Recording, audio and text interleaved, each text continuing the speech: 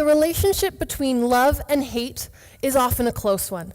They are both intense emotions, difficult to describe, and at times simultaneous. Perhaps this talk will inspire one of the two, or both, about me and my research.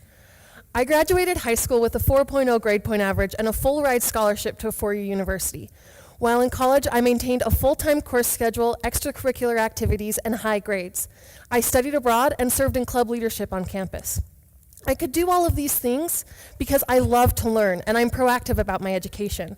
I constantly push for more knowledge and growth. In fact, there are still class lecture recordings on my phone right now. Some might say I'm an overachiever.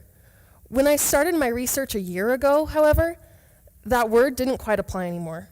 I was turning things in within a hair of deadlines. I procrastinated and I became an expert avoider.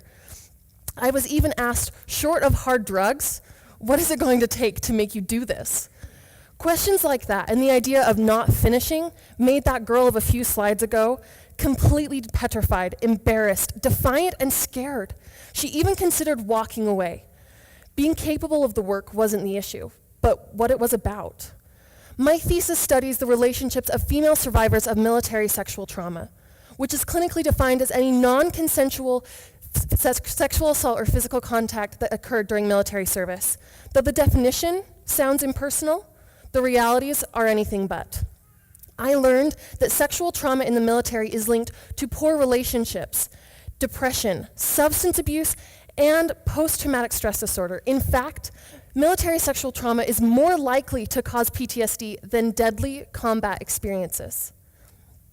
This means that women in the military have their physical health, relationship, and mental well-being shattered, more from the assault from their friends than the atrocities of their foes. Many women report having been assaulted by members of their platoon, a brother in arms, men that they trusted with their lives, and that they spent every waking moment with. And those men betrayed that trust in the most poignant and personal way. Now, I don't know how you're feeling about this, but I want to acknowledge that I'm uncomfortable, and this is my research. If talking about sexual assault, unwanted advances, and their effects on survivors causes you discomfort, you're not alone. I welcome you to my struggle. Every time I sat down to work on this project, I felt this discomfort. A 20-minute task would take 2 hours because I would procrastinate, sidestep, and make excuses. And I started avoiding my research because I'm angry.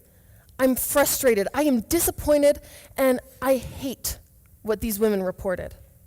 I read accounts where women were forced into sexual acts in order to be protected. Refusal meant being placed in the lead of a caravan with the greatest danger of IED contact, or some other dangerous position. Their choice in intimacy and romantic relationships was stolen. How then, I asked, are these women to come home, adjust, and move on? Beyond that, have healthy romantic relationships involving touch, when the simplest of physical contact is inextricably tied to a trauma, something worse to them than near-death experiences? The answer is they're not. We found that women in the military who reported assault involving physical contact were more apprehensive of touch and had lower relationship quality. This means that their sexual assault made it more difficult to be happy in their current relationship. Now, not only is their sexual trauma causing their PTSD, but it's robbing them of one of the strongest ways to counteract it. Because we look at their relationships because they act, along with social support, as buffers that protect against PTSD symptoms.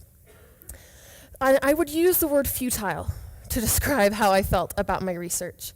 I ran from that feeling of failure and futility and stubbornly resisted my frustration and anger. But that attitude only got me behind on deadlines. In order to be successful, I had to change my relationship with my research. And the pieces fell into place when I saw the work in terms of how it could be used, rather than how it affected everyone involved, including myself. I hated what I was learning, but I loved its potential. When I made the decision to use my anger and frustration to motivate myself, I realized that those emotions are what make this research important. My hate for what I was learning meant that I was human, with empathy and a sense of right and wrong. And I love that.